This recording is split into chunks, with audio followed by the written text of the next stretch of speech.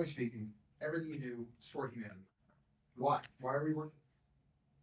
Why do you care about the politics? Why do you care about multiplanetary species? Consciousness, you mentioned that, but like, Yeah. do you ever get like feel like that's maybe not the case or not true? Well, I mean, there's certainly at times when I, have doubts about these things. I mean, I think it's a good question you ask because it goes to like at a foundational level, what is my philosophy and why does it lead to this conclusion? Yes. So the reason is that when I was a teenager, I had like an existential crisis to try to figure out what's the meaning of life.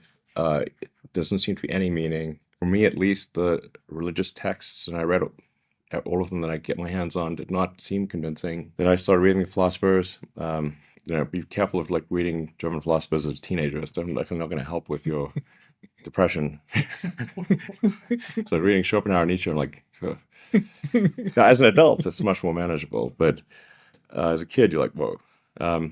So then I was like, man, I'm just like struggling to find meaning in life here. And then I read Hitchhiker's Guide to the Galaxy. And basically what Douglas Adams was saying is that we don't really know what the right questions are to ask. Like the question is not what's the meaning of life. In the Hitchhiker's Guide to the Galaxy, and the Earth, it turns out, is a big computer. And its goal is to answer the question, what's the meaning of life? And Earth comes up with the answer 42. This is where the 42 number comes from. Okay. And 420 is just 10 times 42. Magnitude. Yeah. In that book, which is really sort of a book about, it's an existential philosophy book disguised as humor, they come to the conclusion that no, the real problem is trying to formulate the question. And to really have the right question, you need a much bigger computer than Earth. And so maybe like one way of characterizing this would be to say the universe is the answer. What is the question? Or what are the questions?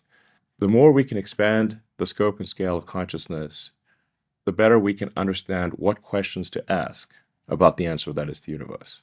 The more we can expand consciousness, become a multi-planet species, ultimately a multicellular species, we have a chance of figuring out what the hell's going on. And so, and this is why I think we should have more humans and more digital, both biological and digital consciousness, and why we should become a multi-planet species and a multicellular species, is so that we can understand the nature of the universe.